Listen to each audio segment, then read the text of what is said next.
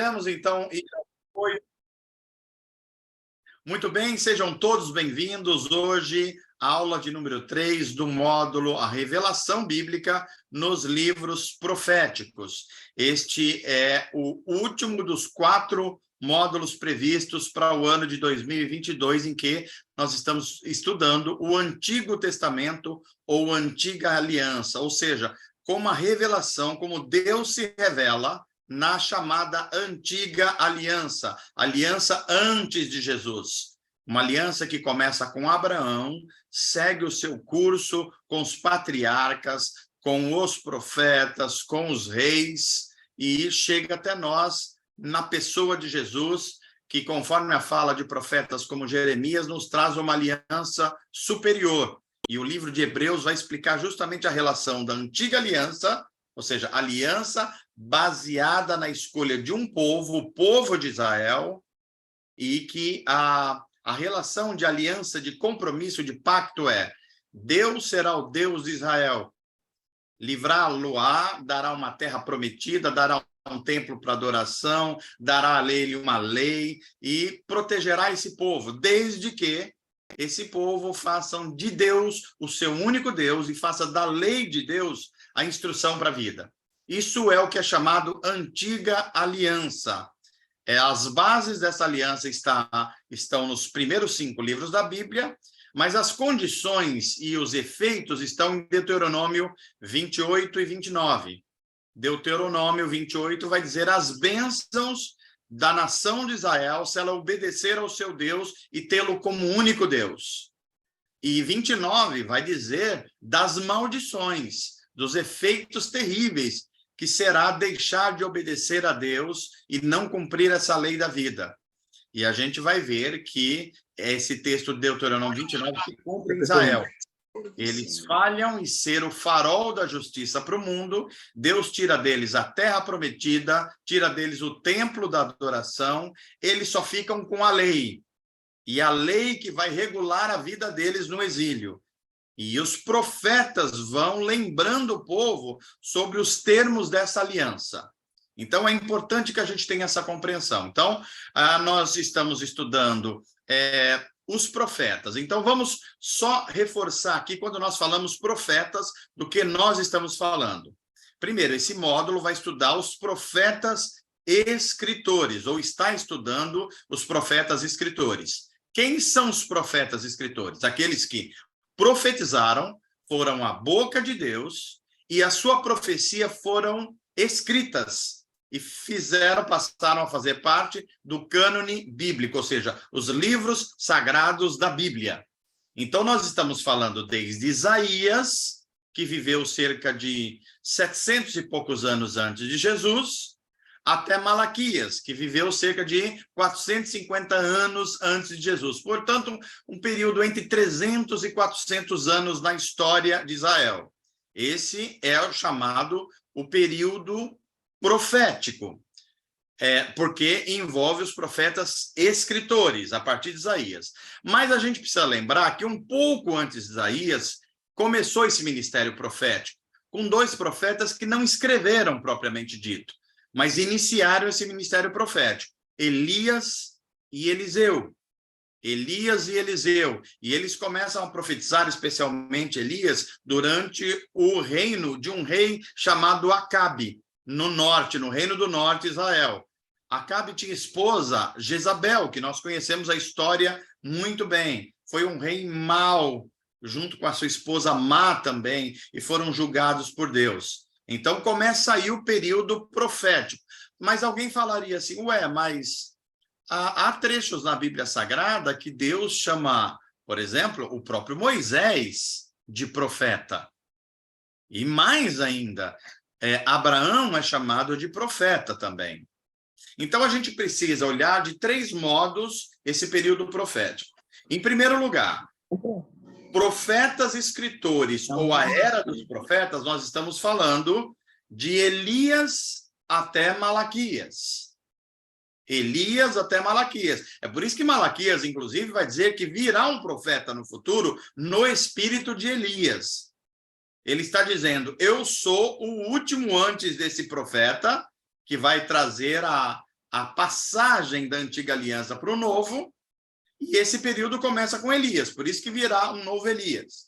Mas Elias não escreve, Eliseu também não escreve. Então a gente chama de profetas escritores o período de Isaías até Malaquias. E eu estou fazendo ainda aqui uma observação de que Abraão também é chamado de profeta, porque Deus falava com ele e através dele, e também Moisés. Então, estou fazendo 3 distinções aqui entre profetas para nós entendermos o que nós estamos estudando. Neste módulo que estamos estudando, nós vamos nos concentrar em Isaías a Malaquias. Já falamos sobre Isaías e o grande tema, os grandes temas teológicos da profecia de Isaías. A aula passada, a aula 2, falamos de Jeremias e os grandes temas teológicos da profecia de Jeremias. E hoje a gente termina um trechinho de Jeremias e começa o terceiro grande profeta, Ezequiel. Ezequiel, ok? Dito isso, vamos então ao apoio do nosso PowerPoint, para ficar melhor para a gente ir estudando e enxergando. Só estou lembrando aos irmãos que eu estou geograficamente bem longe de vocês, quem entrou agora. Eu estou em Recife essa semana inteira, a Giz está aqui comigo, e eu estou transmitindo do quarto de hotel aqui a aula de hoje. Então, sejam bem-vindos. Estou vendo que entrou aí José Augusto Gabriel. Seja bem-vindo. Parece que você tem outras pessoas aí. É isso mesmo? Né? Então, tá bom. Então, Naldo, eu vou pedir, então, para você... Lamentações. É aí mesmo que eu vou pedir. Né? Lamentações. Volta um pouquinho. Ok. Por que nós vamos fazer essa parte final aí? Porque Lamentações é um apêndice, é um extra ao livro de Jeremias, da profecia de Jeremias. Quando é que Jeremias escreve essas lamentações, que são 5 grandes poemas cheios de tristezas? Ele escreve durante o período que a Babilônia está assolando e destruindo Jerusalém. Jeremias profetiza nesse período, quando a Babilônia está na iminência de exercer juízo sobre Jerusalém, permitido por Deus. Então, ele está um pouquinho antes da destruição de Jerusalém, na destruição de Jerusalém. Então, ele está vendo os babilônicos matando os homens, matando mulheres, matando crianças, inclusive abrindo a barriga de mulheres grávidas. Os assírios, que fizeram isso no Reino do Norte, agora os babilônicos estão fazendo isso. Muita violência e o povo muito obstinado, muito desobediente. Então, Jeremias escreve essas lamentações, que são poemas de tristezas no relacionamento com Deus e com o povo. Vamos um pouquinho adiante. Então, como eu disse, o livro das Lamentações de Jeremias é um apêndice, é uma continuação da profecia de Jeremias, que registra tristeza aguda e dolorosa do profeta pelas misérias que estão acontecendo com Jerusalém, com Judá, que é o seu povo. Nós vimos anteriormente que Jeremias falou o tempo todo, avisando que o juízo de Deus viria sobre Judá por causa dos muitos pecados de Israel. Só que os falsos profetas estavam dizendo que não, que o rei atual era enviado de Deus, que Jeremias estava exagerando, que era uma pessoa negativa, que Jeremias estava falando contra os outros profetas. Tinham muitos outros profetas dizendo que não ia acontecer nada de exílio, que Babilônia não viria a exercer juízo. Basicamente, Jeremias ficou sozinho, dizendo, não, Deus já definiu que vai trazer juízo, Jerusalém vai ser sitiada, vai ser invadida, vai ser destruída e o povo vai para o exílio. E tem mais, Jeremias profetiza que o povo vai ficar 70 anos no exílio para descansar a terra de Canaã. E por quê? Porque o povo não obedeceu o mandamento de Deus de descansar a terra. Olha só. E por que também? Para Deus purificar a tribo de Judá como um remanescente do povo de Israel. Enquanto Jeremias está dizendo isso, todos os outros profetas oficiais que estavam com o rei estavam dizendo: imagina, nós somos de Deus, nós somos o povo de Deus, nós somos o povo da aliança, Deus não vai nos julgar. A história mostra que Jeremias estava correto e todos os outros profetas errados. Segunda coisa, as desolações de Jerusalém estão sendo vividas por Jeremias. Embora ele tenha avisado o povo, ele está sofrendo junto com o povo, porque a Babilônia sitiou, não deixou ninguém entrar, nem comida, nem pessoas, Jerusalém durante um tempo, e o caos se estabeleceu na cidade. E depois eles vieram e mataram muita gente, levaram gente para a Babilônia, só deixaram os mais pobres em Jerusalém. E por uma questão de um cuidado de Deus, Nabucodonosor, que é o rei da Babilônia, deixa Jeremias em Jerusalém. Ele não leva Jeremias para a Babilônia no exílio. E a gente vai ver que depois o outro profeta, que é Ezequiel, é levado, mas Jeremias não, né? E o objetivo dessa punição de Deus era ensinar os judeus a reconhecerem que era a mão de Deus que havia castigado Israel, permitindo que uma nação terrível como os babilônicos, o império em ascensão da época, viessem sobre Israel. E também para que eles se voltassem a Deus como prometido na aliança do Sinai. A Yahvé, quem é Yahvé? É o único Deus. E nós precisamos abandonar as idolatrias, abandonar a imoralidade, abandonar os falsos cultos, abandonar a falsa religião e se voltar para o monoteísmo. Só existe um Deus e ele deve ser adorado em seus termos, conforme a aliança feita no Sinai. Então, o livro de Lamentações, ele é um livro que ele está dividido em 5 poemas. Agora, olha só a importância desses poemas de Jeremias. Eles foram adotados pela nação judaica num dia que é o dia das lamentações em Israel, dia 9 de agosto. Então, todo dia 9 de agosto, até hoje, o povo de Israel, ele lê em voz alta, lê nas casas, lê na sinagoga, os poemas de lamentações de Jeremias. Nesse dia, inclusive, se faz a lamentação pelas 5 grandes calamidades que vieram à nação. Interessante que são 5 poemas para 5 tipos de calamidades.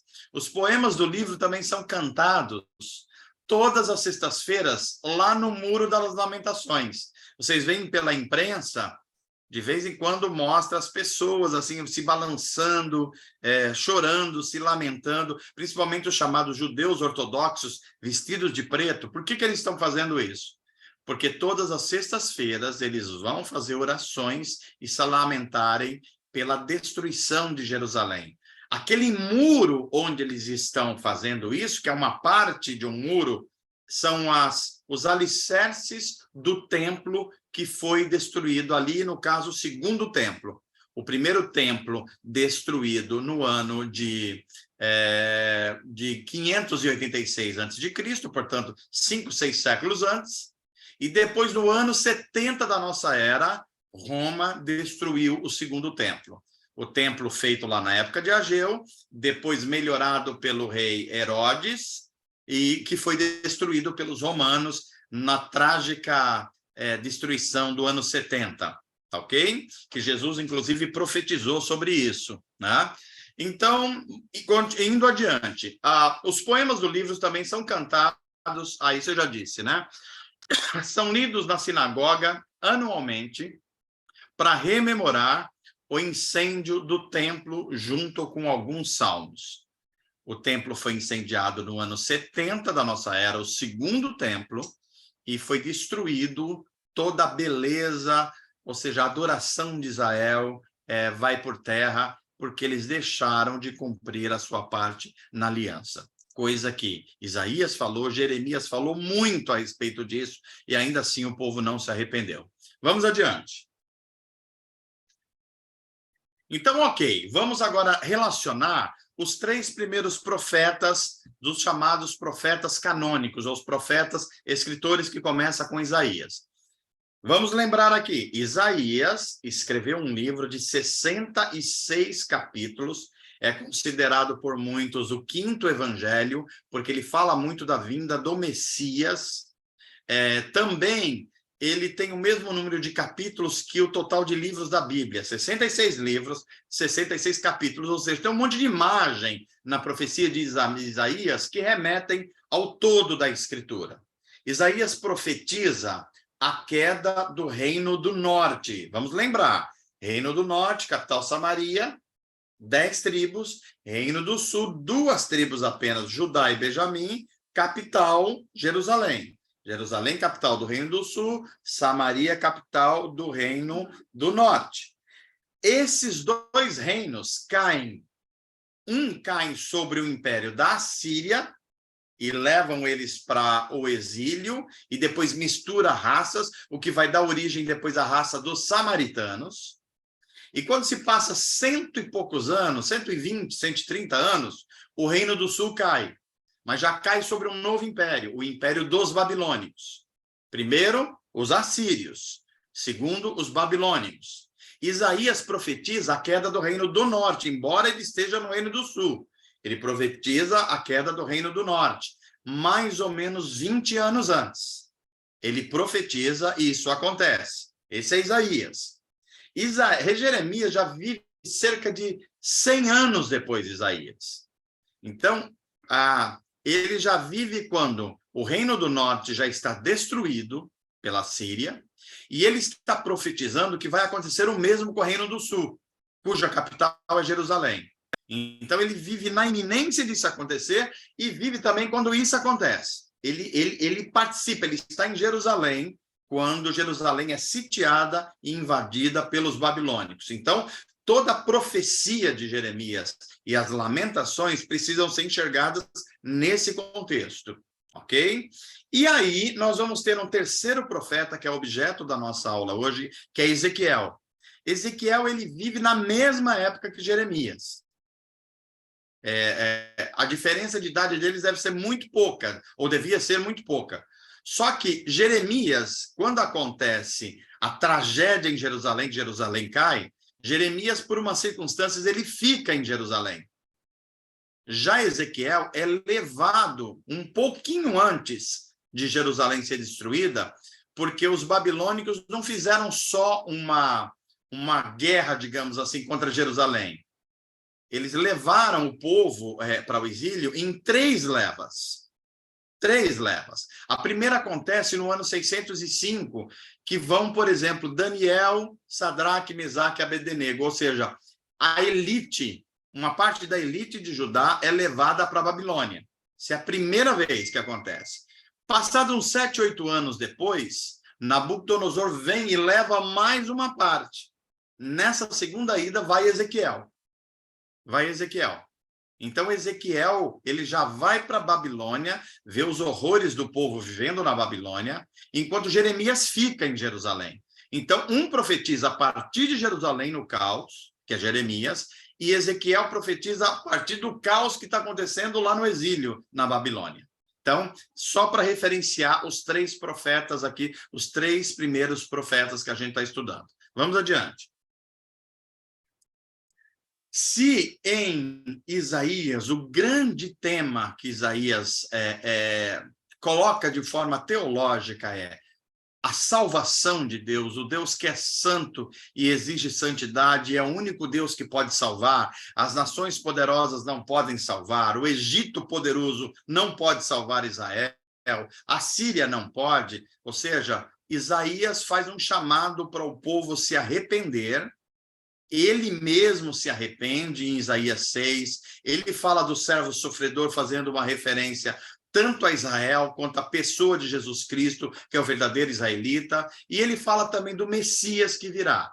Essa é a profecia de Isaías. Em Jeremias, nós já temos uma profecia mais direta, porque já está na iminência de acontecer o exílio. E o grande tema teológico da profecia de Jeremias é: Israel quebrou aliança com seu Deus, aliança feita no Sinai. E porque ele quebrou, Deus vai trazer julgamento conforme estava prescrito lá na aliança, descrita em Deuteronômio 29. Então, é muito legal a gente olhar. Não esqueçam de ler depois Deuteronômio 28, fala das bênçãos da obediência à aliança. Deuteronômio 29, as maldições da quebra da aliança. Então, Ezequiel vai profetizar agora, dizendo: Israel quebrou a aliança e é por isso que estamos no exílio. Em outras palavras, Deus se afastou com a sua glória de Israel. E é por isso que Israel perdeu a sua terra, a terra prometida, e é por isso que Israel perdeu, inclusive, o seu templo, o lugar de encontro e adoração ao seu Deus. Quando Ezequiel fala, a glória se foi de Israel, o que ele está dizendo é, Israel não tem mais aquela comunhão baseada na aliança que foi quebrada.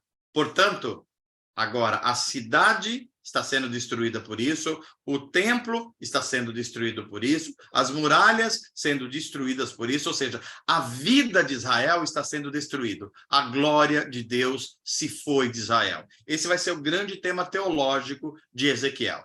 Vamos adiante.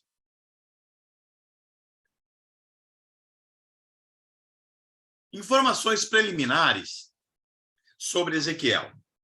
Ezequiel, o profeta Ezequiel, ele viveu um dos períodos mais difíceis da história judaica. Como eu disse a vocês, ele foi levado para o exílio um pouquinho antes de Jerusalém ser sitiada e destruída. E os assírios que venceram o Reino do Norte, eles são vencidos por outro império, que são os babilônicos. Os babilônios vencem os assírios, mas Israel continua sob o jugo de uma potência estrangeira. Então, mas agora os babilônios que dão as cartas. E fechou, né? Você veja que quando tem alguém com o microfone aberto aí, eu acho que é o do Diogo. Quando os babilônicos vencem os assírios, que é no ano 605, eles já vão onde está lá a Palestina, onde está Judá, e já leva alguns dos judeus para o cativeiro. Por exemplo, Daniel vai nessa época. Daniel e Sadraque, Mesaque e Abednego. Ok? Então, vamos voltando aqui a Ezequiel. Ezequiel foi um dos 10.000 judeus levados cativos de Jerusalém durante essa campanha de Nabucodonosor, que é do ano mais ou menos 597 a.C. Portanto, Daniel foi em 605 para a Babilônia. Ezequiel, 7, 8 anos depois, também é levado para a Babilônia. Veja que os príncipes de Judá, como Daniel, e profetas, a elite de Judá está sendo levado para a Babilônia. Isso é muito interessante a gente pensar como isso foi acontecendo ao longo da história. Quem era Ezequiel? Ezequiel era profeta. Mas, além de ser profeta, assim como Jeremias também, ele era de uma família de sacerdotes. Portanto, esperava-se que eles eram também sacerdotes. Tanto Jeremias quanto Ezequiel. Diferente de Isaías. Isaías era profeta, mas era um conselheiro político, não era um sacerdote. Já Ezequiel e Jeremias eram. Então, ele nasceu por volta de 620 a.C. e sabe-se que ele era casado. Ezequiel é um dos profetas que se tem mais informações sobre eles.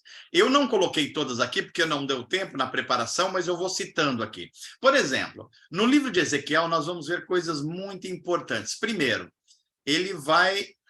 algumas coisas curiosas que vão acontecer. A primeira delas, Deus chama Ezequiel, mas fala para ele, olha, você será meu profeta, você será meu porta-voz, mas você não vai pregar agora esse povo, você vai esperar, e só quando eu autorizar você vai fazer isso. E a gente vê Ezequiel numa agonia, porque ele tem a mensagem de Deus, mas Deus não autoriza ele falar. E aí a gente vai entender aqui, por exemplo, como o Novo Testamento depois vai ensinar, e outros lugares da Bíblia, que o Espírito está sujeito ao profeta. É curioso isso. E a gente vai ver um profeta que tem a mensagem de Deus, mas Deus não autoriza ele falar. Mas se Deus não autoriza ele falar, autoriza outra coisa. Qual coisa? Autoriza Ezequiel dramatizar a história pecaminosa da nação de Israel. Então, Deus vai utilizar a vida de Ezequiel como se fosse um teatro, diferente, por exemplo, de Jeremias. Jeremias já entra um pouco, mas em Ezequiel isso é muito claro. Então, vai ter muitas coisas assim que vão acontecer. Por exemplo, primeira coisa, ele tem que... Deus manda ele se dormir apenas com um lado do corpo durante mais de 400 dias no ano, para mostrar a inclinação de Israel, para mostrar que ela estava dependendo de uma nação como o Egito, por exemplo, que ela não devia confiar. Tem outra coisa estranha que é pedido a Ezequiel, que é ele cozinhar o seu alimento tendo fezes humanas como base para aquecer a comida, para mostrar o estado espiritual de Israel. Né? E tem outras coisas tão estranhas que Deus pede para Ezequiel e que há estudiosos da Bíblia que até acham que Ezequiel tinha uma espécie de perturbação mental. Tal eram as atividades esquisitas que ele fazia como profeta. Mas talvez essa não seja a melhor interpretação. O que ele está fazendo é ser fiel a Deus para dramatizar. É como se Deus fizesse um teatro através da vida de Ezequiel, para mostrar a situação pecaminosa, trágica de Israel. E ele cumpre reclamando com Deus algumas vezes, mas ele cumpre. Então, este é o Ezequiel. Ezequiel também é o livro que nós vamos ver algumas coisas muito, muito importantes. Por exemplo, a gente vai ver os Vale dos Ossos Secos, Ezequiel 37. Deus dá uma visão para Ezequiel, uma visão de um monte de pessoas mortas, que não tem mais carne, não tem mais nada, só tem ossos, e Deus faz uma pergunta para Ezequiel: você acha, Ezequiel, que eu posso tornar a viver quem está morto? Deus está falando a respeito da nação de Israel, está espiritualmente morta, moralmente morta.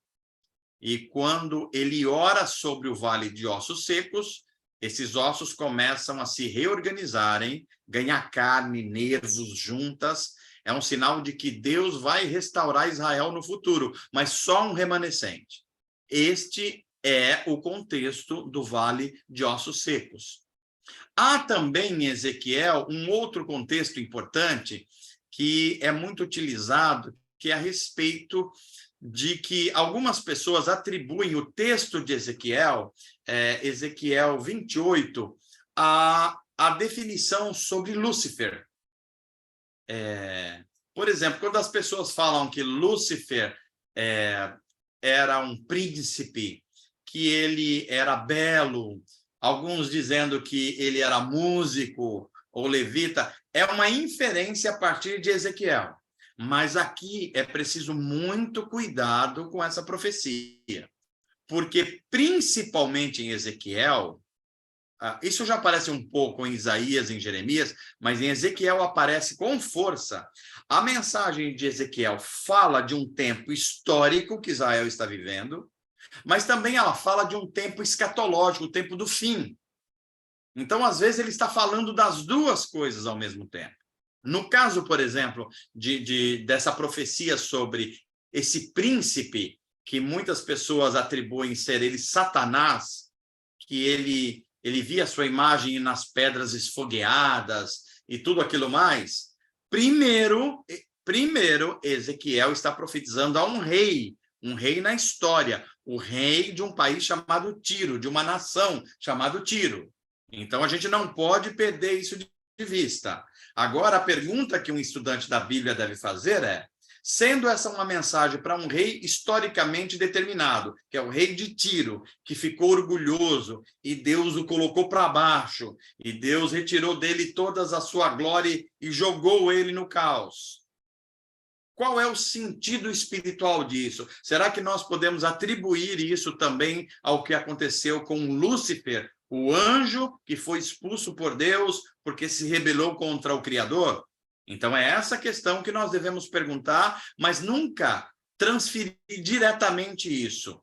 Primeiro, isso foi escrito para um rei historicamente determinado, que é o rei da nação chamado Tiro.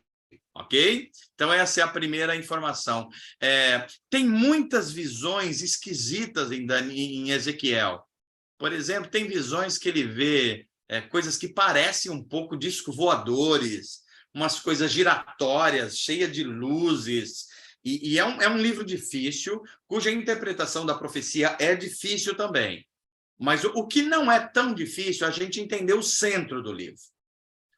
Deus utiliza a vida de Ezequiel, o profeta, para dramatizar o quanto ele está triste com a nação de Israel, que se separou dele, que está vivendo em imoralidade, em falta de santidade, em obediência, e como a glória de Deus se afastou de Israel.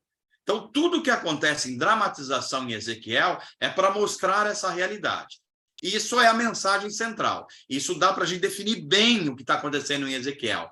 Já as imagens, os sonhos, é preciso ir com muito cuidado para não dizer o que a Bíblia não está dizendo, ok? Então, vamos um pouquinho mais adiante.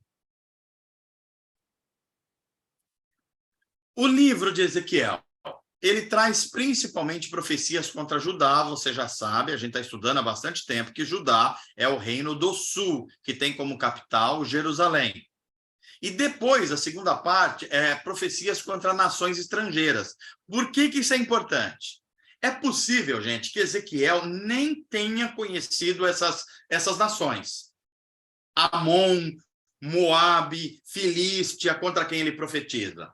Mas Deus manda ele falar. E por que manda ele falar?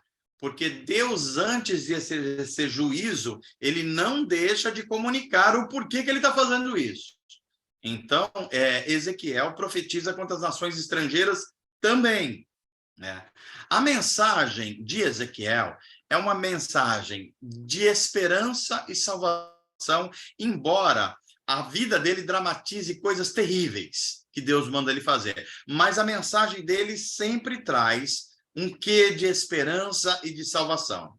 Nos dias de Ezequiel, as vitórias e derrotas de um povo, elas eram atribuídas ao poder do seu Deus. Por exemplo, vamos pegar um pouquinho antes, na época dos juízes, quando os filisteus vencem Sansão e leva ele lá para o seu templo do deus chamado Dagon, que é o rei dos filisteus, ali não estava em jogo só a derrota de Sansão. Para os filisteus, o rei Dagon havia vencido o deus Yahvé, o deus de Israel. E é por isso que Deus atende o pedido de Sansão. Não é porque Sansão era bom.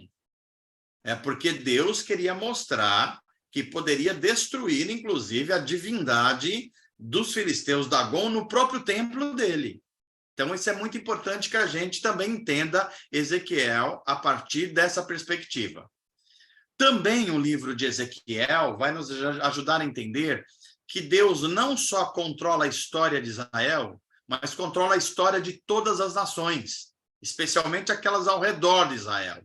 É Deus quem está sob o comando do Egito, é Deus que está sob o comando da Babilônia, é Deus que está sob o comando da Síria, de todas as potências militares e econômicas da época. Ezequiel é uma profecia para nos lembrar disso.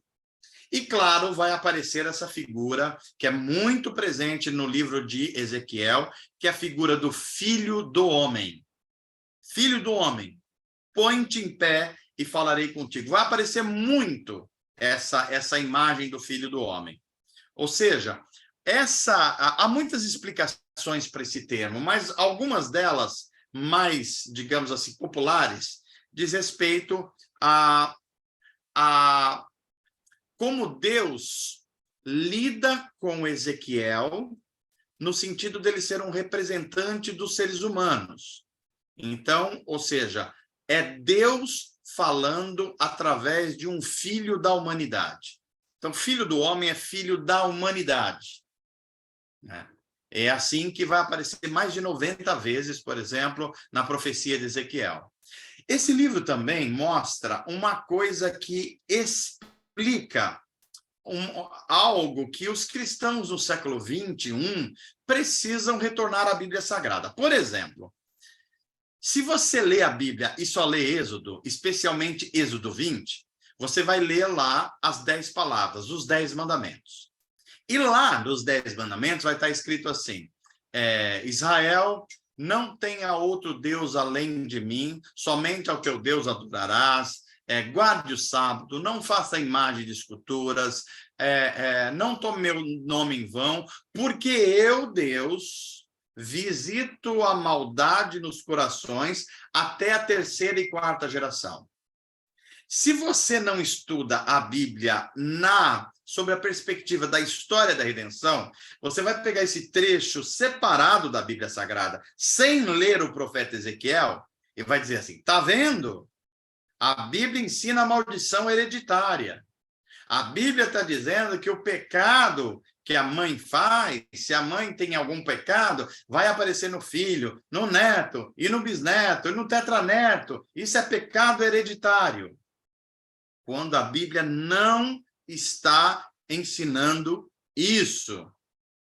A gente precisa aos profetas, que os profetas interpretam mais amplamente a lei de Moisés. Por exemplo, Ezequiel vai mostrar Deus falando a Israel, dizendo assim, olha, vocês em Israel têm um ditado.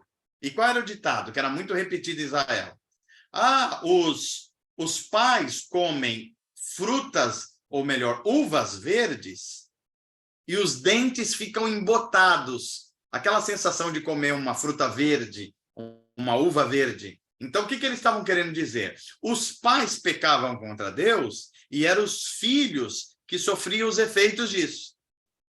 Mas Ezequiel traz uma palavra profética que é outra interpretação. Ele vai dizer assim, esse provérbio de vocês é equivocado, porque a alma que pecar, esta morrerá. Ou seja, não é o pecado do pai que vai matar o filho, é o pecado do próprio filho que pode matá-lo. Toda alma que pecar morrerá. O Deus que trata o ser humano com responsabilidade individual, refutando a interpretação equivocada que a própria nação de Israel estava fazendo da lei de Moisés. Ok? Vamos um pouquinho mais adiante para a gente aprofundando. Vamos lá, vamos uma pequena biografia de Ezequiel. Ele era sacerdote e era profeta. Ele nasceu por volta do ano 623. Olha só, esse ano é importante porque em 605, portanto, em menos de 20 anos, começa a ser levado o povo de Judá para a Babilônia. Inclusive, ele irá junto. É bem possível que ele tenha crescido em Jerusalém, sabemos que ele era casado. Em 597, olha aí, ó, ele foi levado... Se ele nasceu em 623, portanto, 23 mais 3, ó, ele foi levado para a Babilônia com 26 anos de idade. E ele foi levado junto com o rei de Judá, Joaquim, que foi levado pelos babilônicos para o exílio lá na Babilônia. E ele morava ao lado de um grande rio da Babilônia chamado Rio Quebar, né? E ele foi chamado para ser profeta lá no exílio, lá na Babilônia. O livro que leva o seu nome fornece todas as informações que temos sobre a sua vida pessoal. É provável que as proclamações e as ações de Ezequiel, dentre todos os profetas, sejam as mais surpreendentes. Eu já antecipei um pouco isso. Ele reforçou muitas das suas palavras proféticas com ações esquisitas, como na ocasião em que, para ilustrar sua mensagem sobre a terrível escassez de comida no cerco de Jerusalém pelos babilônicos, ele consumiu alimentos assados, usando fezes secas como combustível. Eu também já falei sobre isso. Em outra ocasião, permaneceu deitado, imóvel, durante 430 dias. Como símbolo do quê? Um dia para cada ano de pecado de Israel e de Judá. Quando a sua esposa morreu de forma repentina, olha a dureza de ser profeta. Olha a dureza. Quando a sua esposa morreu de forma repentina no exílio, ele foi proibido de lamentar a morte dela em público. Tenta imaginar Deus pedir para um profeta, vendo a sua esposa morta morrer, e falar para ele não lamentar, porque seria uma dramatização da relação entre Israel e a nação, ou melhor, Deus e a nação de Israel. Olha como é dureza ser profeta de Deus nesse sentido. A princípio, as suas mensagens foram rejeitadas, mais adiante, porém, quando começaram a se realizar, essas mensagens se mostraram comprovadas e a nação foi purificada da idolatria, ou seja, quando ela voltou do exílio. O seu ensino enfatizava a santidade, a pureza e, inclusive, a ressurreição, tanto da nação de Israel, como a ressurreição física. Já começa a ter lampejos aqui em Ezequiel. E, é claro, a lei cerimonial de Israel, a pureza e a santidade através dos sacrifícios da lei. A mensagem de esperança por ele proferida incentivou os exilados lá na Babilônia a permanecer fiéis durante os momentos sombrios do cativeiro. E depois de seu regresso, ajudou o povo a continuar esperando pelo cumprimento mais pleno das promessas. Ou seja, Deus queria interferir e ia salvar um remanescente. Ok? As circunstâncias da morte de Ezequiel são desconhecidas. A ele não é mencionado, o nome dele não é mencionado em nenhuma outra parte do Antigo Testamento, como é mencionado Jeremias, Daniel e Isaías. O Novo Testamento traz mais de 60 referências, no entanto, às suas profecias, e a maioria estão em Apocalipse. Como eu disse, a profecia de Ezequiel remete ao tempo histórico dele, mas também aponta para o final da história, por isso que ela aparece em Apocalipse. A sua visão profética se estendeu além de seu futuro imediato, até o julgamento final e a magnífica esperança do céu. Vamos adiante.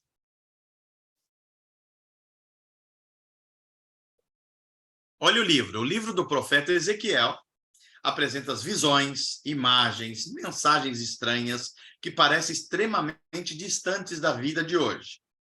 Não é uma leitura fácil, mas a sua mensagem continua relevante. Por quê? Deus purificará o seu povo e viverá no meio dele para sempre. Mesmo nos dias mais sombrios, o Senhor afirmou que restauraria o seu povo, a nação de Israel. Essa mensagem oferece esperança e inspiração, não apenas para os exilados lá de Judá, mas para todos, inclusive na nossa era, que confiam em Deus. O livro de Ezequiel foi escrito durante o exílio de Judá, lá na Babilônia. A Babilônia invadiu Judá, levou muita gente para a Babilônia. Ezequiel foi junto e lá ele profetizou, ele foi a boca de Deus para a nação de Israel. Ok? Vamos adiante.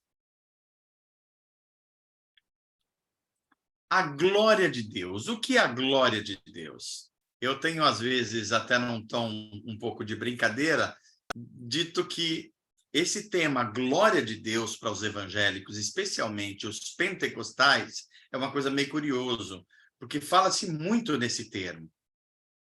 Eu vi a glória de Deus, ou dá glória a Deus aí, irmão, ou ô glória, quando se gosta de alguma coisa. A pergunta é, será que as pessoas entendem o que elas estão falando?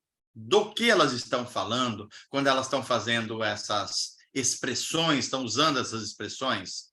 Vamos ler sobre esse tema, que é talvez o tema que mais aparece entre os profetas na profecia de Ezequiel. A glória de Deus com o seu povo. A presença e a ausência da glória de Deus constituem um tema fundamental em Ezequiel. A primeira visão de Ezequiel mostra que a glória divina é poderosa e majestosa. Em tempos mais antigos, a glória visível era o sinal da presença de Deus no meio do seu povo. É só olhar lá para a época da arca. Ou seja, a presença de Deus. A arca significava a presença de Deus. Por isso que tinha todos aqueles cuidados com a arca. Aqui a glória de Deus se manifesta ao profeta Ezequiel enquanto ele está exilado na Babilônia. E o motivo dessa mudança fica evidente quando Ezequiel vê as abominações que contaminam o templo em Jerusalém e obrigam a glória de Deus a se retirar. Sem a presença divina, o templo havia se tornado um invólucro vazio, à espera da destruição. Deus não foi expulso pela força superior de qualquer exército, muito menos o exército babilônico. Ele partiu de Israel e do templo porque o seu povo Israel estava contaminado. O pecado do povo levou Deus a deixar a terra que ele havia prometido a Abraão, Canaã. Por um tempo, o Senhor saiu de Jerusalém e foi para a Babilônia, a fim de se tornar santuário para os que ali estavam exilados. Um Deus que às vezes livra do sofrimento e um Deus que vai passar o sofrimento conosco. Isso está presente na profecia de Ezequiel. Deus não abandonaria o seu povo para sempre. Depois de derramar a plena medida da sua ira sobre o pecado do povo, ele restauraria um remanescente. Restauraria onde? A terra de Canaã, e o santificaria por seu espírito para que pudesse habitar outra vez entre eles em um novo santuário, leia-se, um novo templo. Né? A glória de Deus presente no meio dos fiéis para sempre ocupa o centro da visão de Ezequiel sobre a restauração de Israel. Deus nunca mais abandonaria o seu povo.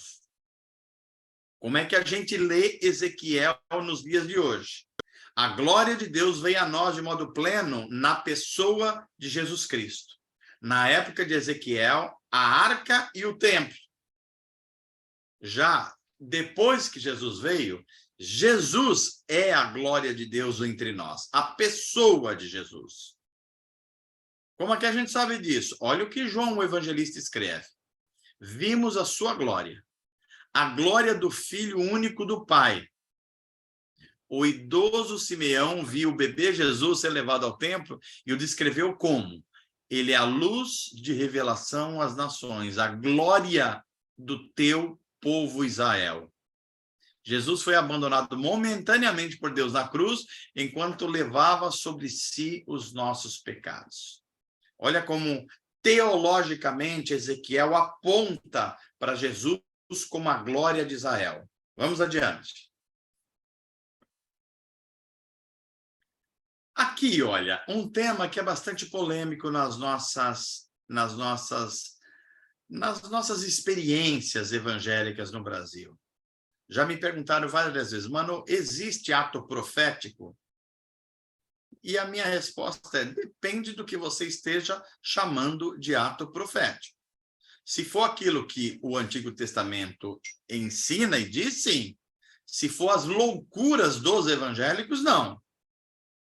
Por exemplo, a gente vê no Brasil, durante os últimos 20 anos, muitas coisas que são chamadas de atos proféticos. O que é um ato profético conforme a informação dessas pessoas, não da Bíblia Sagrada? Ato profético é um ato simbólico que determina uma conquista espiritual a partir de um símbolo em algum lugar ou pessoa. Por exemplo, em muitas cidades aqui no Brasil, inclusive Osasco teve isso aí. Teve um grupo de pastores, sei lá, apóstolos ou coisas desse tipo, que foram à entrada da cidade de Osasco, onde está escrito Osasco, lá em aquelas letras grandes, e eles disseram que fariam um ato profético lá. Então, eles derramaram muito azeite lá, ungiram a entrada da cidade, ungiram essas letras grandes de Osasco e declararam, olha a declaração, Osasco é do Senhor Jesus. Você já ouviu essa frase em outros lugares também. E conforme essas pessoas, isso seria um ato profético. Segunda coisa que aconteceu também próximo de nós, aqui em São Paulo, em Osasco. Um grupo de pastores e de apóstolos subiu com um helicóptero e sobrevoou a cidade e jogou azeite lá de cima do helicóptero, dizendo ser um ato profético para abençoar e Deus ter domínio sobre a cidade e não Satanás. E disseram que isso é um ato profético. Teve outros que foram mais ousados ou malucos mesmo, não tem outro nome. Eles acharam que o fato de uma cidade ser violenta, corrupta e outras coisas é porque não havia autoridade de homens de Deus na cidade, declarando que a cidade era território de Deus. Diante, então, dessa ideia, eles extrapolaram para outra ideia. Qual é a outra ideia? Foram ao mundo animal. E no mundo animal, como é conhecido, alguns animais como o leão, ele demarca território fazendo o quê? Fazendo urina, ou urinando. O cachorro faz isso também, né? Determina território fazendo urina em alguns lugares. O leão faz isso de forma muito clara. Então, esses homens chegaram a uma conclusão impressionante de que eles deveriam fazer o mesmo em nome de Deus. Então, eles foram para alguns lugares da cidade e urinaram nesses lugares, dizendo ser isso um ato profético. Se está chamando isso de ato profético e me perguntaram, eu vou dizer não, 3 vezes não, 1000 vezes não. Não tem nada de ato profético aí. O que tem é muita maluquice gospel. Muita. Agora, se nós estamos chamando de ato profético, o que acontece num livro de Ezequiel, aí é outra coisa. Vamos ler aqui, olha. Em várias ocasiões, Ezequiel se comportou de maneira incomum e até bizarra. Suas ações eram estranhas não apenas do ponto de vista atual, mas até mesmo para as pessoas da sua época. Ao contrário dos leitores de hoje, porém, que talvez imaginem que o profeta sofria de alguma loucura, algum problema psicológico, os seus observadores lá na sua época, na antiguidade, entendiam esses atos simbólicos como característica esperada de um estilo de comunicação de um profeta. Atos simbólicos eram demonstrações visuais realizadas em público para aumentar o impacto da mensagem e ajudar o povo não apenas a ouvir a mensagem, mas também a senti-la. O propósito disso tudo era gravar a mensagem de forma inesquecível no coração das pessoas. Outros profetas de Israel e de Judá também realizaram esses atos simbólicos. Mas Ezequiel teve, assim, de encenar a sua mensagem com mais frequência do que qualquer um outro. Talvez porque se dirigisse a um público particularmente insensível, ou seja, o coração de Israel estava tão endurecido que a mensagem só falada não surtia nenhum efeito para eles. Então Deus fez uma dramatização a partir da vida do profeta Ezequiel. Os atos simbólicos reforçaram o conteúdo da mensagem e destacaram a profundidade de seu compromisso pessoal com ela. Depois de engolir a palavra de Deus, literalmente, por exemplo, Ezequiel a ilustrou para os exilados em uma série de cenas de julgamento. Até mesmo para um público hostil, essa forma dramática de comunicação é difícil de ser ignorada ou ser esquecida. Então, o ato simbólico supremo, e aqui, um ato profético supremo, foi realizado por Jesus na cruz. Deus retratou visivelmente a sua ira contra o pecado por meio das trevas, do terremoto e da agonia de seu filho pelo pecado que pareceu ter sido abandonado pelo Pai. Deus também retratou o seu imenso amor pelo mundo ao preferir morrer a desistir do seu povo. Isso sim é um ato profético. A cruz é a mensagem que confronta seus ouvintes com o amor e com a ira de Deus, e é difícil de ignorá-la ou esquecê-la. Vamos adiante. Estamos chegando perto da exposição final. Falsos profetas. Olha como aparece na profecia de Ezequiel. Além dos mensageiros verdadeiros de Deus, a Bíblia fala de vários indivíduos que se autodeclararam profetas. Assim diz o Senhor. Gente, para alguém dizer assim diz o Senhor, a pessoa precisa ter uma convicção, mas uma convicção absurda. Mas nos tempos atuais, o que a gente vê de pessoas sem nenhum temor a Deus e sem nenhum temor das consequências do que é falar uma falsa profecia, assim diz o Senhor. Isso é de uma seriedade para a vida pessoal de quem está falando e para quem está ouvindo, que jamais uma pessoa deveria, na dúvida, não diga. Não diga. E se for contra a Escritura, é falsa profecia. Então, vamos entender isso. A Bíblia fala de vários indivíduos que se autodeclararam profetas. Não haviam sido chamados por Deus, mas ainda assim diziam falar em nome dele. Muitas vezes era difícil o povo distinguir entre o verdadeiro e o falso profeta, especialmente porque os falsos costumavam dizer o que o povo queria ouvir. Aqui já é uma característica de distinção. Pessoas que não amam as Escrituras, não amam a palavra de Deus, não dedicam tempo à palavra de Deus, não têm a palavra de Deus como regra única de fé e prática, e vivem procurando pessoas para falar uma profecia para elas, tem grande chance de encontrar um falso profeta e uma falsa profecia. Grande chance.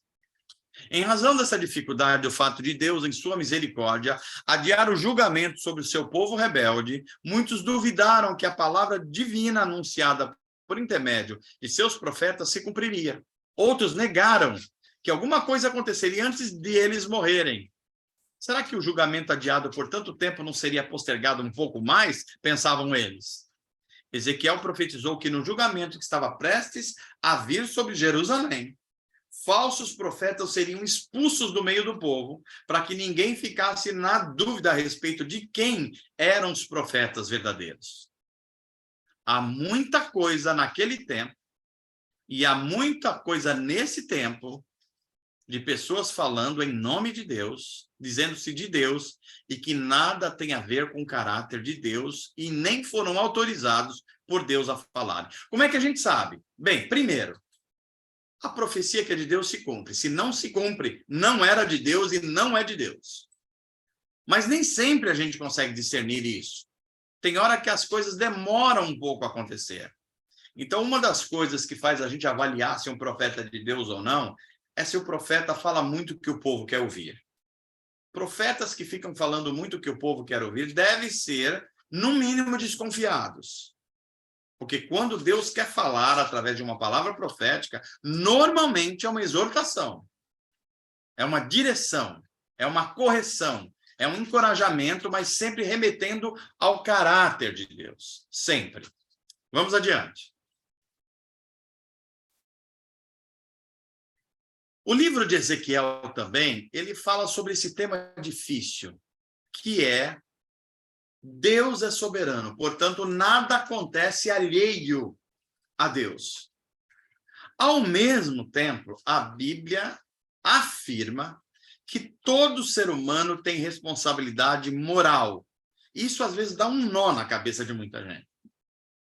Como Deus é soberano e só acontece o que ele quer, eu posso também ser responsável moralmente, sendo que, se Deus não quiser que aconteça, não vai acontecer. Isso é um dilema para muita gente. E é um tema difícil na Bíblia. Mas Ezequiel aborda de uma forma que pode nos ajudar a entender. Como é possível, inclusive, Deus enganar um profeta e ainda assim responsabilizado por suas ações? Isso vai acontecer com Ezequiel. Literalmente, Ezequiel é enganado por Deus, pelo menos enganado no sentido humano, como a gente concebe. E muitas pessoas levantam essa questão ao ler Ezequiel 14. Leia depois Ezequiel 14. Como conciliar o controle soberano de Deus sobre todas as coisas com as escolhas e decisões pessoais a quais todos teremos de prestar contas? Em última análise, a Bíblia atribui todas as coisas à soberania de Deus. Faz parte do soberano propósito divino que a chuva, por exemplo, caia tanto para os justos como para os injustos. Até mesmo um falso profeta precisava da permissão ou da direção do Senhor para anunciar uma profecia que levava o povo a se desviar. Há exemplos na Bíblia. Ao mesmo tempo, no entanto, Deus não é, de modo algum, responsável pelo nosso pecado. As nossas faltas são responsabilidade nossa, pois elas nascem dos nossos desejos pecaminosos. A menos que Deus os impedisse de pecar, escolheriam naturalmente as mentiras em vez de verdade e adorariam a criação em vez do Criador. Romanos 1 vai descrever esse processo de forma brilhante. O mais impressionante, gente, não é Deus permitir que alguns pecadores persistam nas suas ilusões que escolheram aceitar. O mais impressionante é o fato de ele salvar pecadores, dar-lhes nova natureza, incutir neles o desejo de fazer o bem para a sua glória. Soberania de Deus de um lado, responsabilidade humana do outro. A Bíblia afirma as duas coisas. Nem sempre a nossa mente, o limite da razão, consegue compreender isso. Mas esta é a verdade revelada nas Escrituras. Vamos adiante.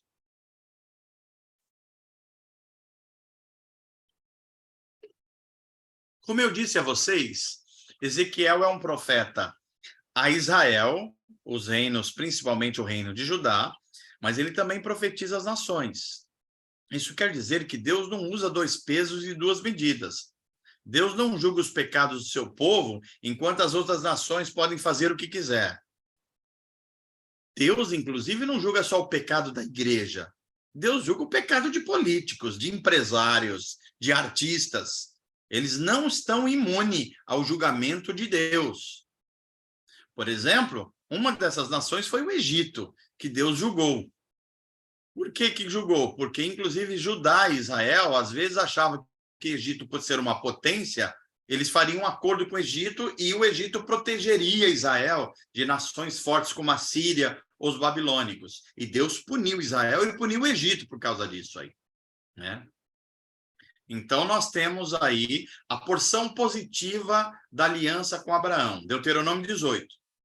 Se vocês me obedecerem, comerão o melhor dessa terra. Eu serei o vosso Deus, darei provisão e prosperidade, vocês serão meu povo. Isso é a parte positiva da aliança. Deuteronômio 29, a parte negativa da aliança. No entanto, se vocês pecarem contra mim insistentemente, desobedecerem a minha lei, eu trarei julgamento a vocês e aos seus filhos. Tirarei a terra de vocês, tirarei o templo de vocês, espalharei vocês para o exílio.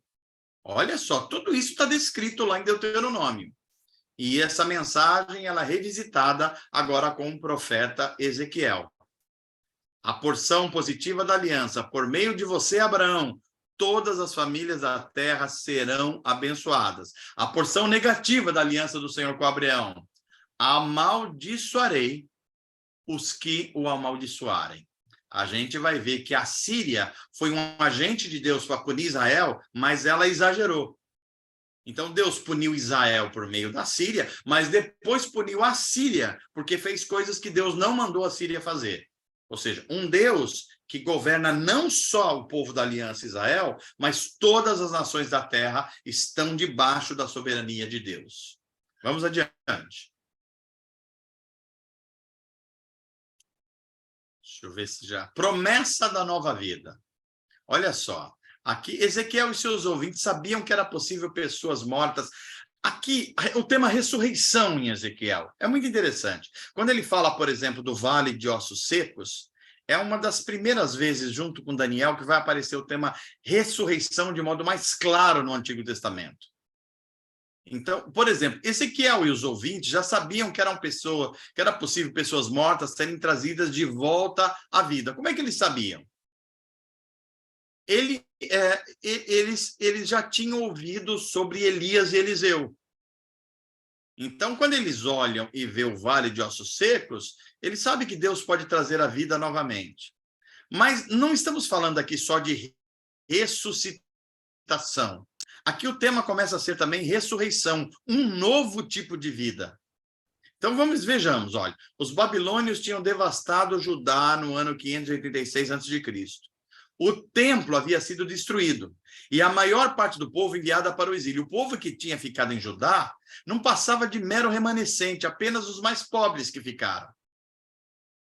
Só que Deus dá a Ezequiel uma visão que Deus restauraria essa nação empobrecida, destruída, pecaminosa. Jeremias vai dizer, Deus vai dar um novo coração, aí vocês vão aprender a amar e crer nele.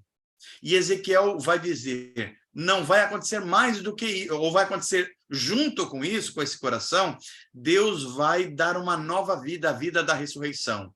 Inclusive para a nação de Israel, que está como um monte de ossos num vale de ossos secos. Deus é capaz de trazer de volta à vida aqueles que estão fisicamente mortos e pode restaurar o vigor de uma nação inteira destruída. Esta é a mensagem, promessa de nova vida para Israel através de Ezequiel. Vamos adiante? Já estou concluindo. Olha só, gente, quando a gente fala de Ezequiel, a gente fala de um tema aqui que eu vou só iniciar agora, depois eu vou retomar. Há muita gente hoje no Brasil, nos programas de YouTube, nas redes sociais, misturando uma má teologia com uma educação política ruim e caindo na história de muita gente que está vendendo cursos na internet, o que eu vejo de pessoas vendendo cursos sobre o Apocalipse, os segredos do Apocalipse, a chave do Apocalipse, já está sendo construído o terceiro templo em Israel, isso é o sinal da volta de Jesus. Gente, nada disso tem sustentação nas Escrituras. Nada disso. Mas alguém poderia dizer, mas espera aí, em Ezequiel, especialmente, no profeta Ezequiel, é dito lá que vai haver uma espécie de terceiro templo. Então não vai se construir um novo templo em Israel, Jesus não vai voltar, vai pisar o Monte das Oliveiras e vai voltar a ter sacrifício em Israel, porque se vai reconstruir o templo, vai voltar a ter o sacrifício também, os sacerdotes. Inclusive tem um instituto em Israel que está reconstruindo tudo a mobília do terceiro templo. Ora, aí ou é um profundo desconhecimento de interpretação bíblica, ou é gente espertalhona querendo dizer que tem uma revelação de última hora e está vendendo revelação, vendendo curso, porque não é isto que a profecia de Ezequiel está dizendo. O que Ezequiel fala de um templo, inclusive com medidas bem diferentes do primeiro templo feito por Salomão, e do segundo templo que seria construído depois, que é o templo na época do profeta Ageu, são medidas completamente diferentes, inclusive que arquitetonicamente nem dá para ser construído provavelmente. Então, o que Ezequiel está fazendo? Ele está fazendo uma declaração teológica em forma de um projeto arquitetônico. O que Ezequiel está descrevendo é um novo mundo projetado a partir de Jesus Cristo e da sua ressurreição.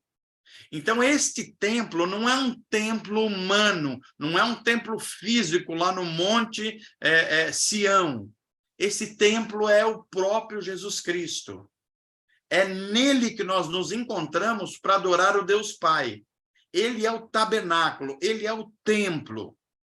Se nós não entendermos essa visão espiritual de Ezequiel, vai ficar vindo um monte de conjecturas que nada tem a ver com as Escrituras.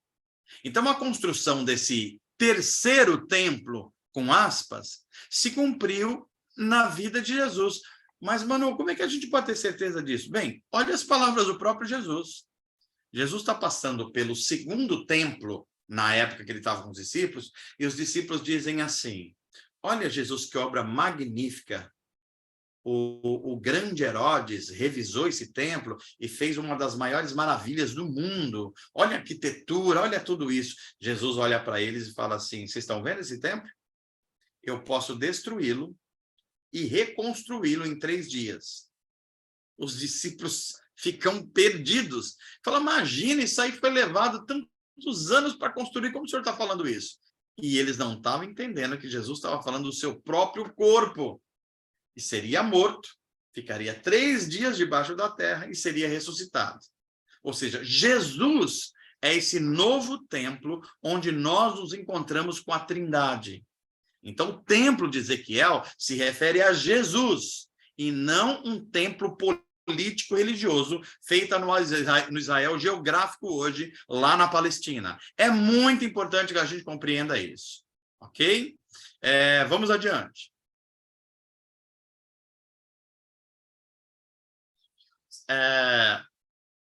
Olha só, no judaísmo, os rabinos, os mestres da lei, dedicaram um bocado de tempo à tentativa de harmonizar as leis dos capítulos 44 aí, com as leis da Torá. E apesar dos esforços, eles não conseguiram ser bem-sucedidos, porque está havendo aí uma mensagem de mudança. E essas leis e essas medidas de Ezequiel, eles apontam para um novo mundo. Esse novo mundo seria completamente dedicado à separação entre o sagrado e o que é profano fica para trás. Então, nós temos aqui uma tipologia que aponta para Jesus Cristo. Jesus ofereceu a oferta de purificação perfeita limpou o santuário celestial de uma vez por todas. Então, é uma linguagem espiritual dita por Ezequiel que precisa ser entendida no contexto espiritual. Vamos adiante, eu acho que estamos no último ou no penúltimo slide aqui. Deixa eu ver. Teologia da Geografia de Israel. Eu volto a falar na aula que vem para não ficar muito pesado hoje. Vai um pouquinho mais adiante, Naldo? Só deixa eu ver o que temos. Ok, tem os personagens que eu também falo. Mais um pouquinho adiante. Tá ok. Aí, mais um pouco adiante, deixa eu ver se já vem o próximo profeta. É isso. Então, gente, na aula que vem, eu vou descrever mais algumas coisas importantes sobre o profeta Ezequiel e a sua profecia, fazer de novo esse link entre Isaías, Jeremias, Ezequiel e agora incluir Daniel.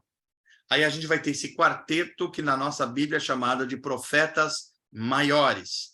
E a gente vai ter um quadro maior dos chamados profetas maiores antes de iniciar os chamados profetas menores. São 4 profetas maiores, 12 profetas menores, formando um total de 16 profetas e 17 livros, porque no caso de Jeremias é a profecia de Jeremias, mais as lamentações de Jeremias, portanto um livro a mais, ok? Então nós concluímos aqui a aula de número 3 e na quinta-feira que vem nós voltamos com a aula de número 4 com a profecia de Daniel, pegando um pouquinho do final da profecia de Ezequiel.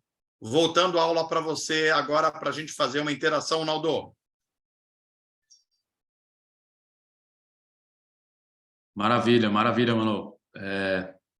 Boa noite, pessoal. Boa noite a todos que estão iniciando aqui. Eu vi algumas pessoas novas. Esse é o momento onde a gente faz perguntas, onde a gente costuma perguntar para o Manu, bem como fazer algum comentário e até mesmo experiência que você tenha com relação ao tema aí, tá bom? O microfone está aberto, você pode abrir seu microfone e fazer a pergunta ou fazer pelo chat também. Legal, eu só lembrando aqui que o Rogério Ferreira, o pastor Rogério, ele pediu para incluir 2 pessoas, eu acredito que elas estejam entre nós aqui. Eu vi alguns nomes, eu acredito que são essas pessoas indicadas pelo Rogério.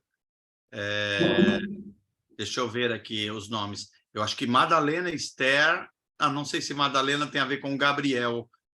Não, eu acho que tem a ver aí com Gabriel. É isso mesmo, gente?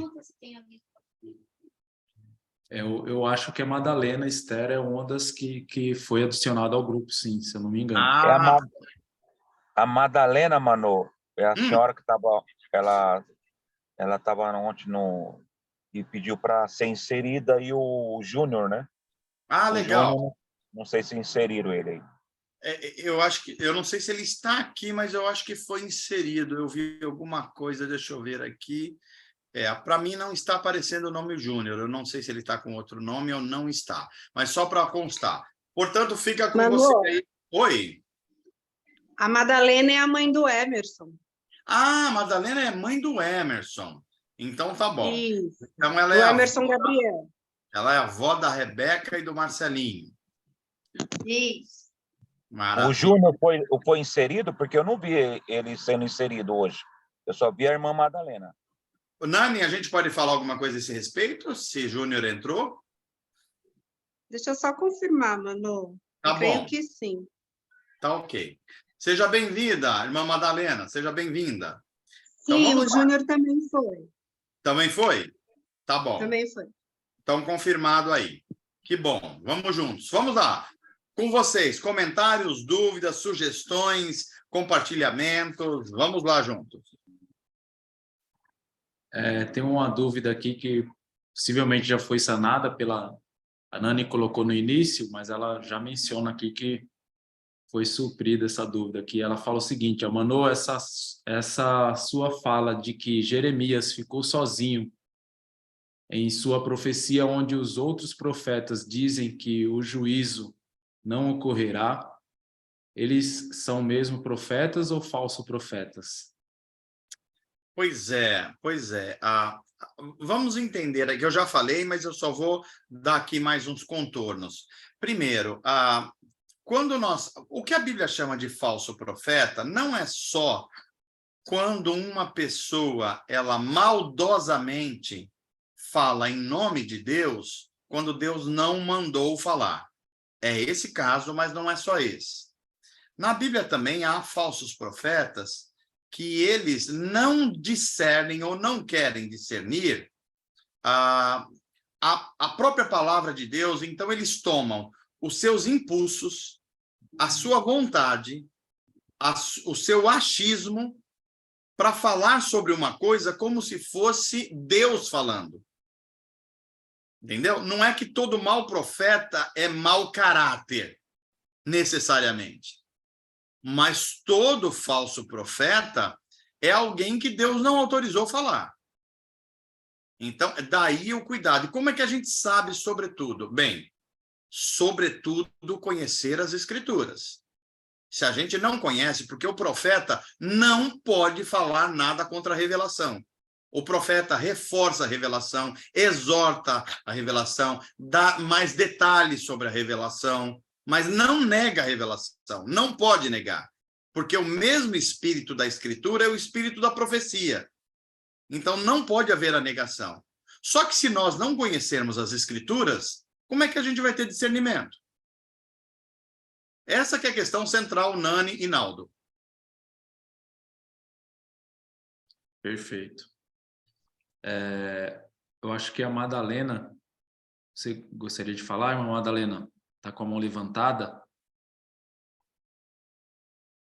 Eu não sei se ela levantou. Oi. Olá, boa noite. Paz, tudo bom? Paz. Hoje entrou eu e o meu marido, José Augusto Gabriel. Madalena Esther Gabriel, José Augusto Gabriel. São pai e mãe do Emerson. É isso? Pai do Emerson. Isso. Maravilha, maravilha. Sejam muito O celular dele descarregou agora, por isso que ele está aqui comigo. Espero que vocês tenham sido alimentados pela palavra de Deus, encorajados e tenham muito bom, senhor. Discernimento. Foi muito bom, a paz a todos aí. Foi muito Amém. bom, sim, a palavra do nosso Senhor Jesus. Amém. Sejam muito bem-vindos na nossa jornada aqui bíblica e espiritual. Sejam muito bem-vindos. Tem mais alguma questão, pergunta, comentário, algo do tipo? Tenho da Lúcia aqui no chat, também tem.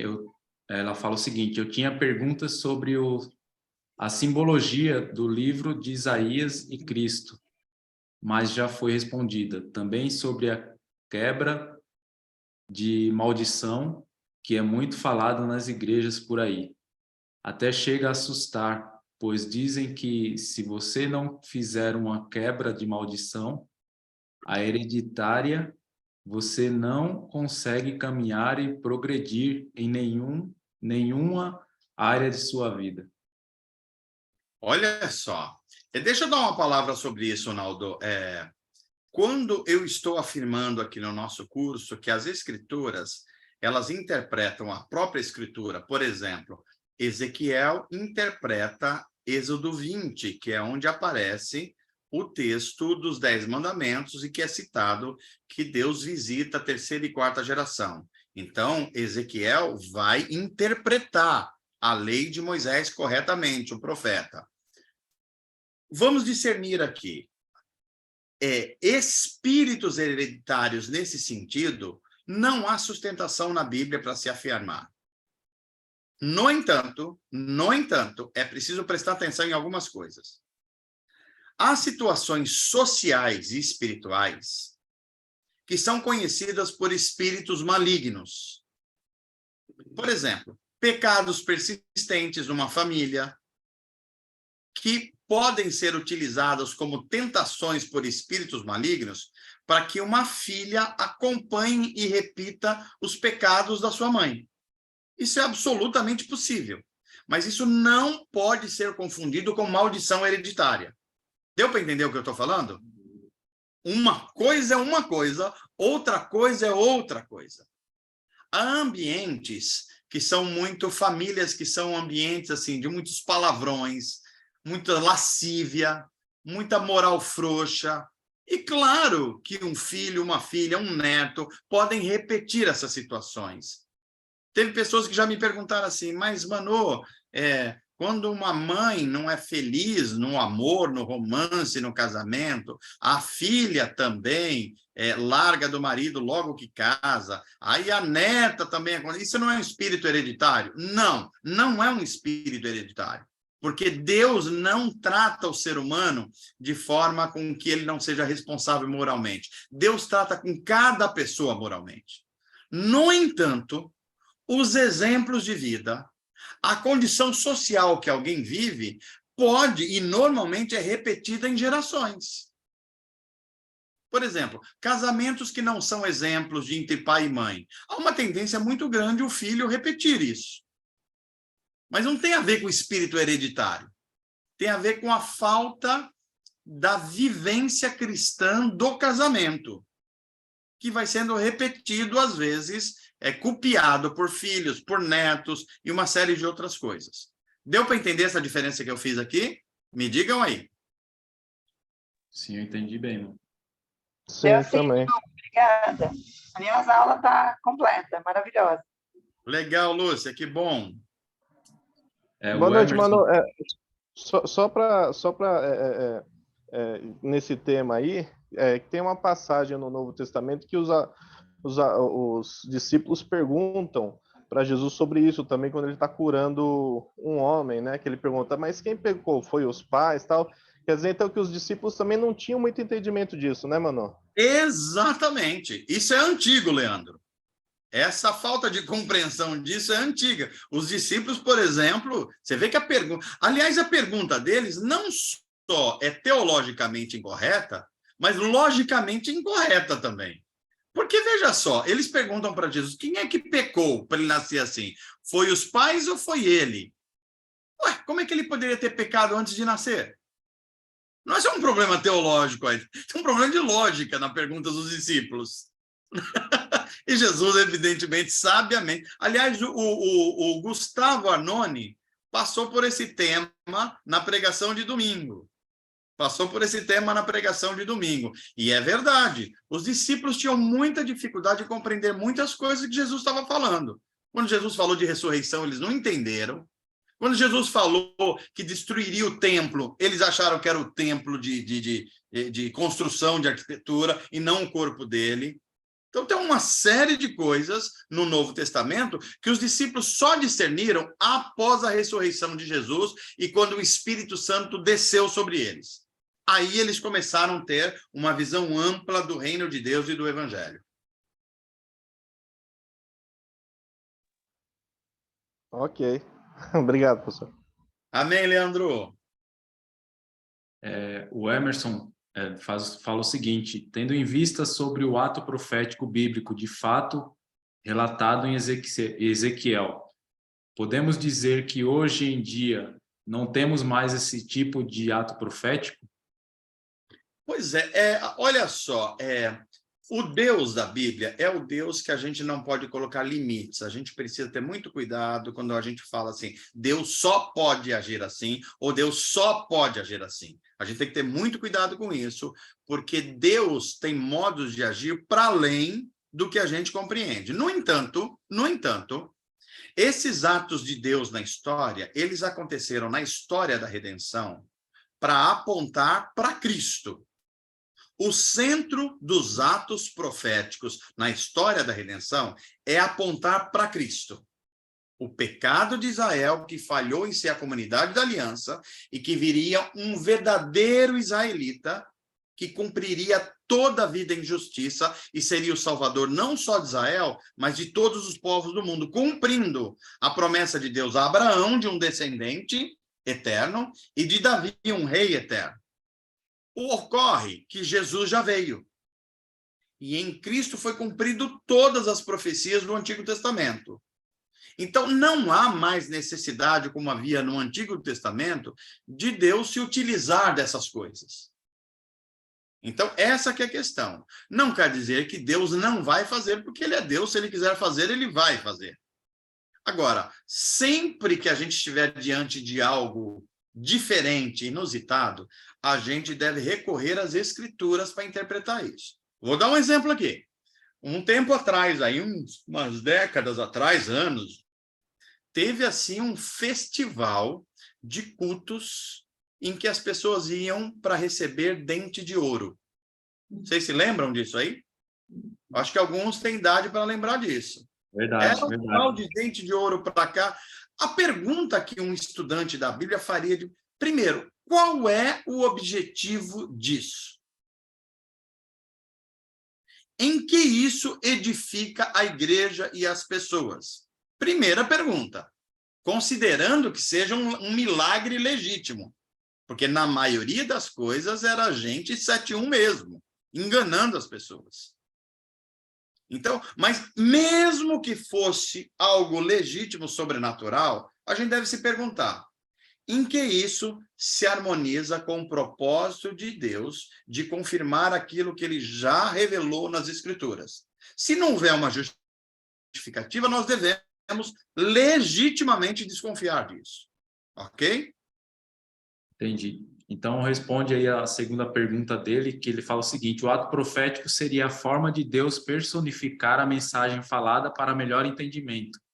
Apontando sempre para Cristo, né? Ouvidos surdos, ouvidos moucos, como era de Israel. Eles não ouviam. Então, Deus mostrava, através de Jeremias e Ezequiel, coisas que pareciam malucas. Malucas, para eles prestar atenção. Olha Jeremias. Deus manda ele comprar um cinto. Aí ele põe na cintura, um sentido de justiça. Aí Deus manda ele colocar esse cinto do lado de um rio. Aí o cinto apodrece. Aí a gente fala assim, mas o que é isso aí? O que Deus estava mostrando é que a espiritualidade e a moral de Israel havia apodrecido. Era uma coisa bela e havia apodrecido. Olha no caso de Ezequiel, manda Ezequiel dormir de um lado só durante 430 dias. Tem que imaginar isso, gente. 430 dias. Por quê? Porque Israel pecou na Canaã prometida por Deus durante 40 e 30 anos, sem deixar a terra descansar. Ou seja, tem um sentido. Está apontando para uma realidade espiritual que vai ter o seu ápice em Jesus Cristo. Legal, Obrigado, Manu.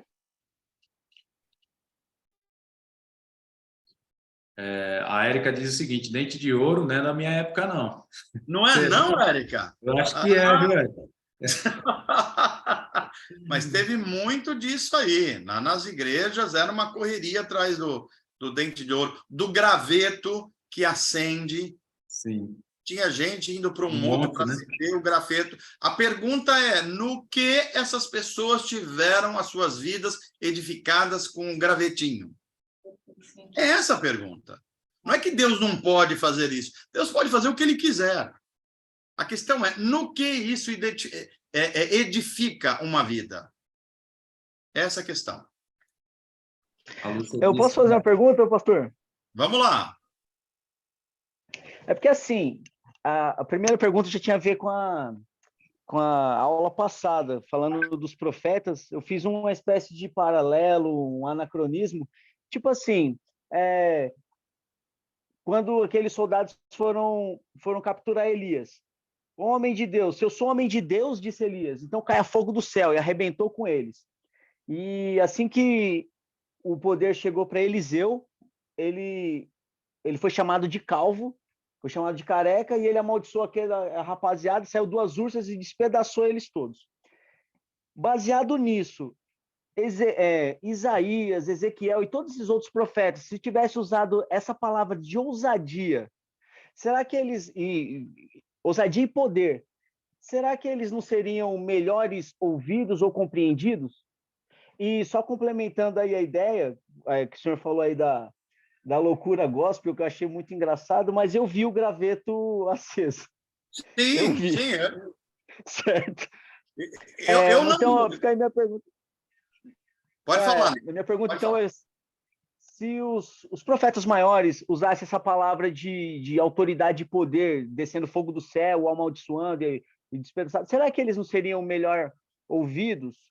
E quanto a lá o graveto, o meu irmão que veio contando isso, que meu irmão é pentecostal, né? E eu fui no monte orar. Só que aí eu vi o tal do graveto e foi impressionante para mim. A parte positiva foi que ele levou um monte de gente para a igreja, principalmente para ver os gravetos. Foi isso que aconteceu. Então, Pois é, Ney, o fato de Deus fazer coisas extraordinárias é real. Deus é Deus, ele faz o que ele quiser fazer. O fato de haver um graveto acendendo, ele pode ser explicado tanto como um ato sobrenatural, como também uma condição química que faz isso acontecer. Então, ele pode ser explicado das duas formas. Terceira coisa, a grande questão é se as pessoas viram um graveto e foram para a igreja, e na igreja começaram um caminho de discipulado, de amar a Jesus, de conhecer a sua palavra, amém. Mas as experiências que eu vi, a maioria não deu em nada disso. Eles ficaram encantados com o gravetinho, não amaram a Deus, não entregaram-se a Deus, não são conduzidos pela palavra de Deus. Então, esse que é o problema, né? Quer ver uma coisa curiosa? Quando a gente vê a questão de Lázaro e o rico, veja só, o rico pede para Abraão dizer assim, olha, eu estou desse lado de cá, eu não posso ir, mas manda alguém ir lá na casa da minha família e mandar falar lá para eles que a coisa é séria, que a coisa vai pegar mesmo. O que Abraão responde? Eles tiveram Moisés, eles tiveram os profetas, e eles não me ouviram. Você acha que eles vão ouvir qualquer outra pessoa? Isso, Ney, de certa forma, responde a sua pergunta. Deus sempre deu testemunho na história. Elias deu seu testemunho. Veja, Elias fez tudo isso. A pergunta é, Acabe se arrependeu? A resposta é não. Eliseu fez tudo isso. Aliás, na época de Elias, vamos lembrar, quando Elias fez grandes atos sobrenaturais, como, por exemplo, o episódio com a luta espiritual contra os profetas de Baal, quem é que Israel estava adorando mesmo? Baal, um deus cananeu. Ou seja, milagres na história da redenção nunca foi suficiente para fazer um povo se arrepender. Na época de Elias e Eliseu foram épocas de muitos, muitos milagres, e os corações continuaram endurecidos. Na época de Moisés, os caras viram o mar se abrir e continuaram duros de coração. Os caras viram a água sair da pedra no deserto, continuaram duros de coração. Eles viram pão e carne cair do céu. E eles continuaram duros de coração e fizeram um bezerro de ouro. Então, é por isso que eu estou dizendo aqui. Atos sobrenaturais, milagres ou qualquer coisa disso, não mudam o coração humano. Não mudam. Se tivesse mudado, na época de Moisés, não ia ter a rejeição de Israel. Na época de Elias, não ia ter a rejeição dos reis de Israel. Na época de Jesus, Jesus não fez tantos milagres? E foram todos que creram nele? Essa é a questão. A resposta foi categórica e perfeita. E, curiosamente, toda a rapaziada que foi para a igreja porque viu os gravetos acesos, já ninguém sei. Ficou. Ninguém ficou. Cara, curiosamente. Valeu, Manu. Obrigado. Quando a gente vai à escritura, Ney, a gente fica com segurança, né? Pois é. É verdade. Só mais uma coisa aí que foi perguntado anteriormente. Como é que foi a pergunta? Que você tinha dado... maldição hereditária. Eu lembro perfeitamente de uma pregação sua em que você falou de exemplo. Você mudou a ideia de... Aliás, quebrou a ideia de maldição hereditária e falou muito mais sobre exemplo. Então, para mim, ficou muito claro com essa palavra. Obrigado, Manu. Foi categórica a sua resposta. Valeu mesmo. Obrigado. Valeu, gente. Tem mais alguma aí, Naldo? É só alguns comentários aqui a Lúcia coloca que a Bíblia tem muitas simbologias, né?